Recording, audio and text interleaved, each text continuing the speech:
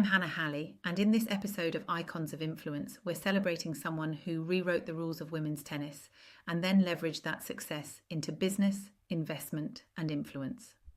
That's Serena Williams, 23 Grand Slams, Olympic golds, powerful presence, and a business portfolio that reflects her drive, her identity, and her vision. Let's walk through how she built her legacy, what makes her business move so compelling, and what lessons we can learn from her journey. Serena announced herself as a force when she won her first Grand Slam singles title at the US Open in 1999. From there, she stacked wins across every surface: hard courts, grass, clay. She holds 23 Grand Slam singles titles, the most by any woman in the Open era. Alongside her sister Venus, she won 14 major women's doubles titles and added mixed doubles too. Her Olympic haul includes multiple golds in both singles and doubles. These achievements made her not just a champion, but a symbol of power, resilience, and consistency. What stood out was more than wins. Her style changed the game, serving with precision and power, movement, athleticism. She pushed what women's tennis could look like, not just finesse, but strength. She played through injuries, through motherhood, through criticism. Her career win-loss records are among the best ever. Her longevity meant she was winning Grand Slams over more than a decade, still showing up at the top when others had faded.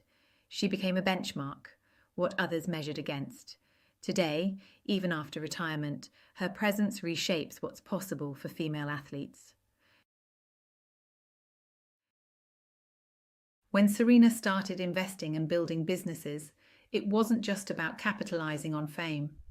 She brought her competitive spirit, her sense of identity, and her experience of being underrepresented into how she builds. Early fashion ventures, her clothing lines, were about more than style. She wanted inclusivity, women of all body types, designs that celebrated strength and confidence. She founded Serena Ventures, which invests in early-stage companies, often those led by women, people of colour, and underrepresented founders. Her portfolio has dozens of companies, and some of those have become unicorns. What that shows is belief. Believing that investing in those with less exposure isn't just ethical, it's smart business. She also launched Will Perform, a recovery care brand with products like muscle gels, Epsom salts, etc., geared for athletes and people who train and move. Her focus here is the wellness side. Recovery isn't glamorous, but it's essential. She built that company from her own experiences, what helped her body, what she believed should be available. In 2024, she launched WYN Beauty, a makeup line attuned to deeper skin tones. Too often beauty brands neglect inclusivity. She wanted to change that.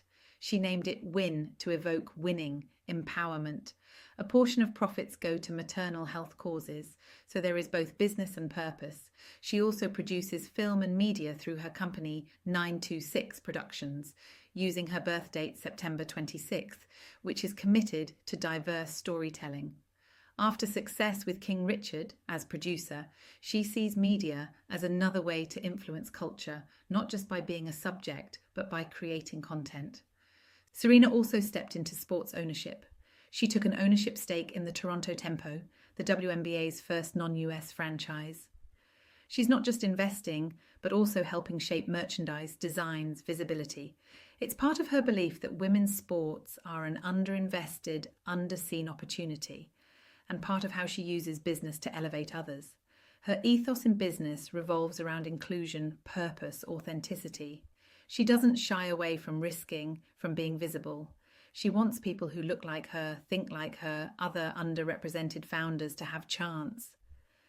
Her business path shows a willingness to build, to fund, to produce, to design, not just endorse. Serena's influence goes beyond numbers and business. She's impacted the perceptions of what a female athlete can be: strong, outspoken, vulnerable, multifaceted. She's been vocal about pay equity, about motherhood, about media double standards. Her public image is often scrutinised. Some say she exudes ego, others see confidence. It's true, her competitive fire sometimes led to conflicts on court, but that same fire is part of what made her dominant.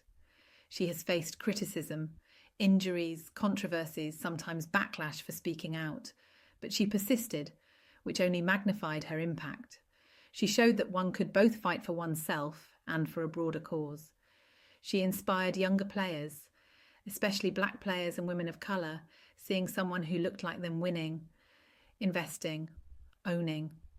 Impact also shows in business results. Her brands have been taken seriously, her investments producing unicorns, her media ventures getting attention and critical acclaim.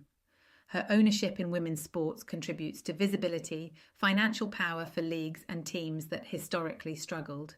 Her businesses aren't side projects, many are full-time operations with real consumer impact. From Serena's journey, we can draw lessons. First, leverage your core shtick, your best arena, and build outward. She used tennis as the platform, then extended into beauty, wellness, media, ownership. Second, align values with ventures, inclusion, authenticity, identity matter. She built business not just for profit, but for meaning.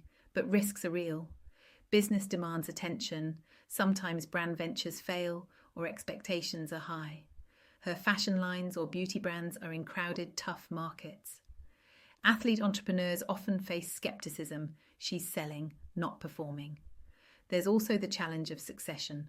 What happens when the active career ends? Serena's planning seems thoughtful, but the shift from athlete to business person has its own stresses. Her legacy is already solid. Records in tennis may stand for decades, but beyond that, she's influencing sport business, equity, representation. When people talk about what's possible for women in business or sport, she features in many visions. Serena Williams teaches us that greatness isn't just a measure of wins. It's how you use those wins, how you bring others forward, how you build when the spotlight dims, how you invest in what doesn't get easy attention. Wellness, inclusion, opportunity. If this episode inspired you, subscribe, rate, share with someone who admires drive and courage. Think about what your platform is, how you can use it, what values you want to build into your influence. I'm Hannah Halley, and this was Icons of Influence. Until next time, win with purpose, build with meaning, influence without apology.